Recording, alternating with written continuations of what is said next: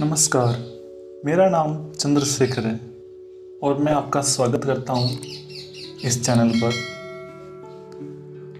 दोस्तों, आपने कई बार शास्त्रों वेदोक्त मंत्र सुने होंगे और आपने जाना होगा कि ये कितने अपने वास्तविक जीवन पर लागू होते हैं। वेद, पुराण, 6 शास्त्र, ग्रंथ, ये सब के सब जो भी किताबें हैं, प्राचीन किताबें, उन सब में विज्ञान से संबंधित और अपने दैनिक जीवन से संबंधित बहुत सी बातें पहले बताई जा चुकी है।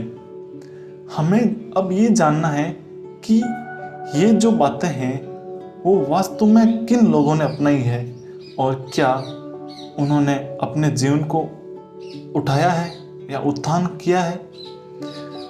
देखिए, हमारे भारत में, आधुनिक भारत में ऐसे बहुत से महान संत हुए हैं जिन्होंने वैदिक ज्ञान का सरल भाषा में अनुवाद किया था और वही ज्ञान आज हमारे सामने श्लोकों के रूप में और उनके अनुवाद के रूप में प्रस्तुत है। आइए जानते हैं बारी बारी कुछ चुनिंदा श्लोक जिनको सुनकर हम अपने जीवन को उत्थान की तरफ बढ़ा सकते हैं।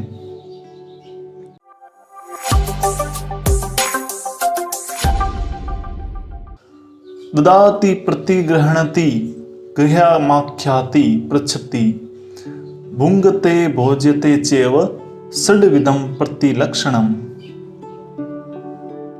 अर्थात लेना, देना, खाना, खिलाना, रहस्य बताना और उन्हें सुनना, ये सभी 6 प्रेम के लक्षण हैं। अनादरो विलंबश्च वै मुख्यम निष्ठुर वचनम पश्च पंचापि दानस्य दुष्णानि च। अर्थात अपमान करके देना, मुंह फेर कर देना, देरी से देना, कठोर वचन बोलकर देना और देने के बाद पश्चाताप होना, ये सभी 5 क्रियाएं दान को दूषित कर देती है। वाणी रसवती यस्य यस्य श्रमवती क्रिया लक्ष्मी दानवती यस्य सफलम तस्य जीवितम। अर्थात जिस मनुष्य की वाणी मीठी हो, जिसका काम परिश्रम से भरा हो, जिसका धन दान करने में प्रयुक्त हो, उसका जीवन सफल है। यस्तु संचरते देशान यस्तु सेवित पंडितान तस्य विस्तारिता बुद्धि स्थल बिंदु विराम बसी। जो व्यक्ति भिन्न भिन्न देशों में यात्रा करता है और विद्वानों से संबंध रखता है, उस व्यक्ति की बुद्धि उसी तरह होती है जैसे तेल की एक बूंद पूरे पानी में फैलती है।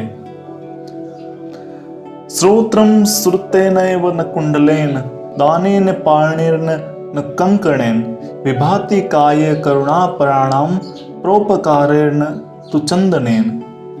अर्थात कानों में कुंडल पहन लेने से शोभा नहीं बढ़ती, अपितु ज्ञान की बातें सुनने से होती है।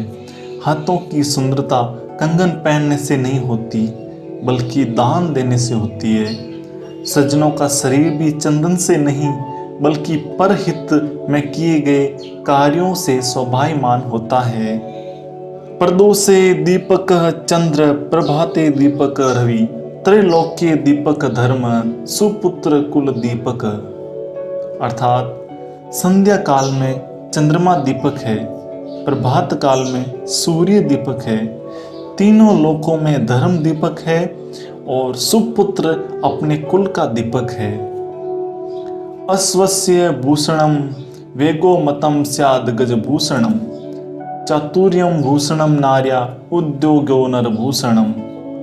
अर्थात घोड़े की शोभा उसके वेग से होती है और हाथी की शोभा उसकी मदमस्त चाल से होती है। नारियों की शोभा विभिन्न कार्यों में दक्षता के कारण और पुरुषों की उनकी उद्योगशीलता के कारण होती है। यथा केन चक्रेण न रथस्य गतिर्भवेत् एव परुषकारेण विना देवम न सिद्ध्यति।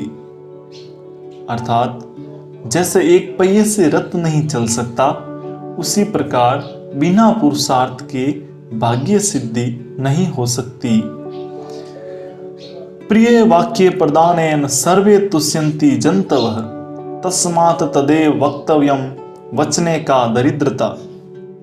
अर्थात प्रिय वाक्य बोलने से सभी जीव संतुष्ट हो जाते हैं, अतः प्रिय वचन बोलने चाहिए। ऐसे वचन बोलने में कंजूसी कैसी।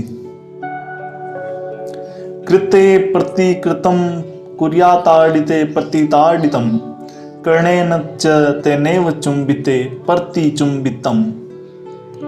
अर्थात हर कार्रवाई के लिए एक जवाबी कार्रवाई होनी चाहिए, हर प्रहार के लिए एक प्रति प्रहार, और उसी तरह से हर चुंबन के लिए एक जवाबी चुंबन होना चाहिए।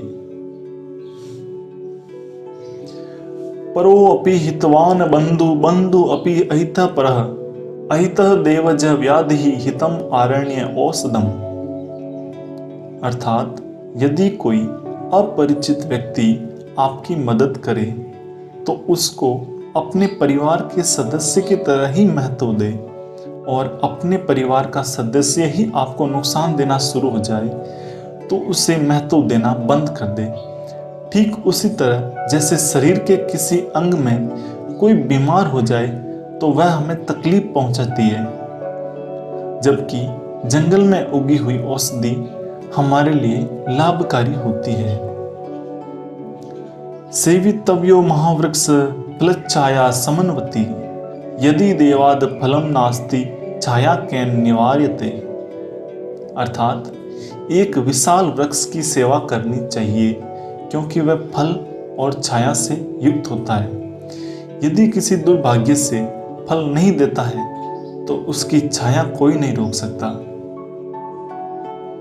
मूर्खस्य पंचचिन्हानि गर्वो दुर्वचनम तथा क्रोधश्च दृढ़वादश्च परवाक्ये स्वनादर।